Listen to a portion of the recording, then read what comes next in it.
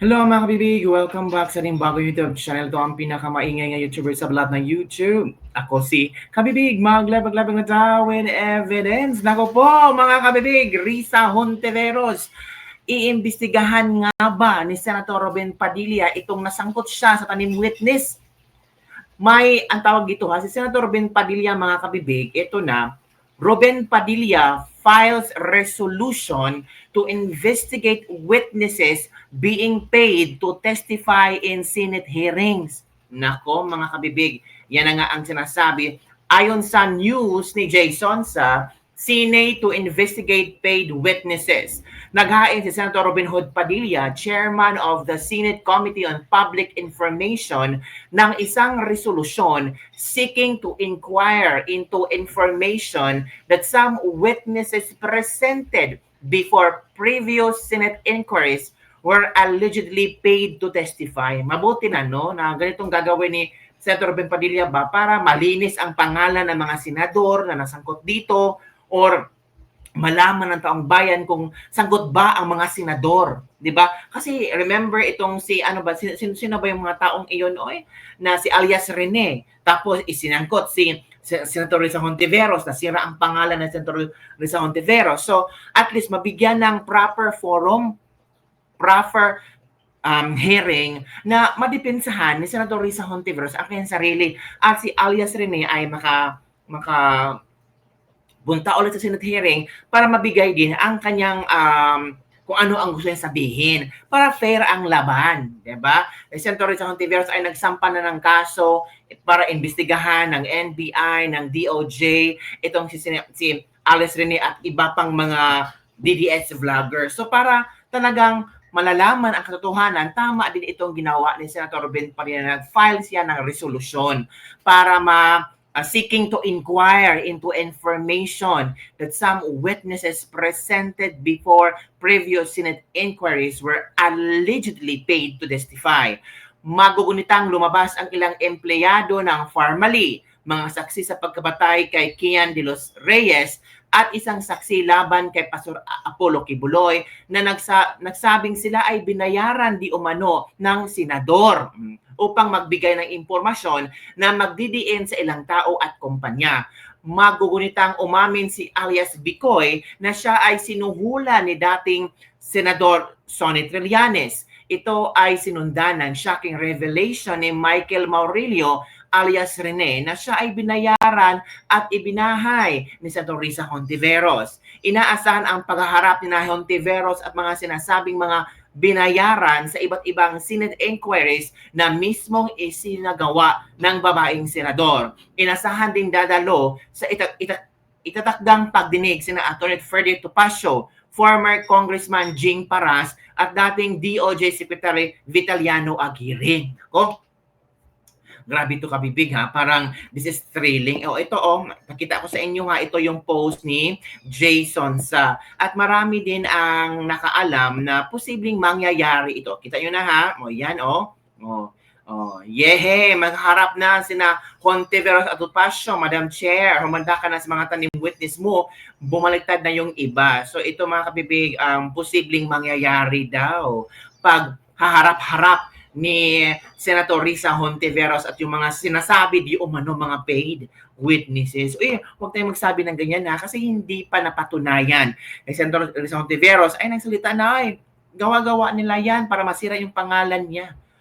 If you still remember, si Atty. Topacio ay kinasuhan na rin ni Senator Risa Hontiveros. So, si Atty. Topacio ay masaya siya ang kinasuhan ni Senator Risa Hontiveros. Bakit? Bakit siya masaya? Eto kabibig, makinig tayo. Ito kabibig, Let's listen. Service. Kaso po, isa, laban kay Michael Maurilio, at yung isa namang kaso laban sa 6 na vloggers. Sina Byron Cristobal, alias Banatbay,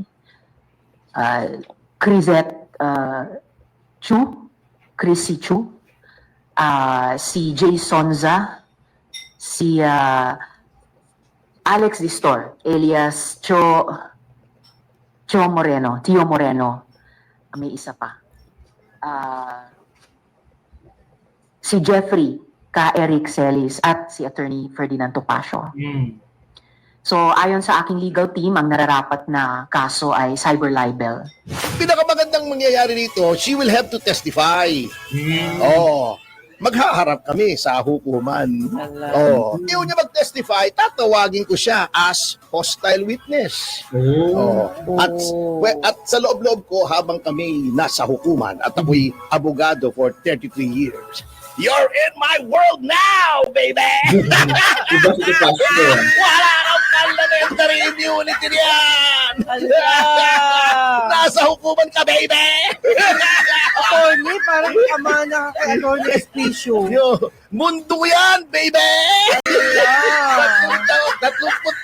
Tatlong taon ako nasa hukuman, baby!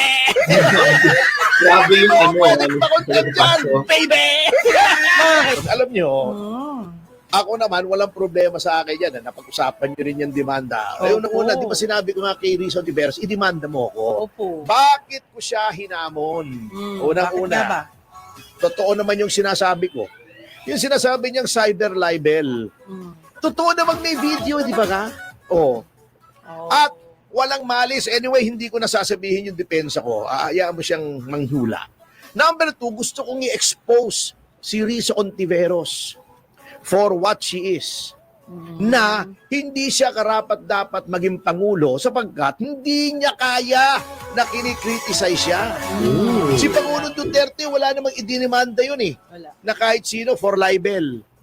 Oh, wala, di ba? Opo, wala. Yung iba dyan, wala naman dinidemanda. Si Sara Duterte, walang dinimanda. At hindi lang mga Duterte, marami naman pong public officials, hindi naman balat sibuyas. Ayun. Bago, number 2, kengkoy pa tong si Riza. Eto ha, para sabihin ko sa iyo kung gaano ka kengkoy itong taong ito. Di ba? Siya yung tinuligsa. Siya yung kinriticize namin. Etong sabi niya, nagtago pa sa likuran ng Senado. Mag-isa na lang nga siya ro sa Senado. Eto pa sinabi niya, ayon sa GMA News Online. Sabi ni Rizzo Ontiveros, and I quote, yung video na yan, yung pagkalat niyan, yung pagdagdag pa ng mga kasinungalingan ng vloggers na ito ay atake din sa mandato at kapangyarihan ng Senado. Ang Senado na nakikipaglaban para sa mga taong hindi kayang ipaglaban ang sarili nila. Walang senador na papayag dyan. Hindi papayag ang Senado dyan. Unquote. Okay, Riza. Ang daming senador hindi naman nagdidemanda ng libel. Bakit sinama mo yung Senado? Yun. Number 2, ikaw ang ini-criticize. Bakit sinama mo yung Senado? Ba't nagtago ka sa likod ng Senado? Insecure match? Number 3, di ba sinabi mo kay Attorney Reginald Tongol, bakit mo you do not speak for the Senate? Wala naman sinasabi si Attorney Tongol Okay. na he is speaking for the Senate. Now, you are speaking for the Senate. Sasabihin mo, hindi papayag ang Senado dyan. Wala man naman nagsasabing ibang senador kundi Wala ikaw na na. hindi sila payag eh. Rizzo Ontiveros, you also do not speak for the Senate. Bakit yung ayaw mong gawin ng ibang tao, ginagawa mo? Yan, na-reveal na kung anong tunay na pagkatao mo, Rizzo Ontiveros. You cannot take criticism. Bengatibo ka. Totoo naman may video. Totoo namang may kidnapping case ka dati o magtitistigo si Jing Paras. Hala. Totoo namang may demanda ka dahil doon sa witness tampering sa Farmally, uulitin ko rito. Ala. Wala namang hindi totoo sa sinabi namin. Ngunit hindi mo, sabi nga doon sa A Few Good Men, di ba yung karakter ni Jack Nicholson? You want the truth?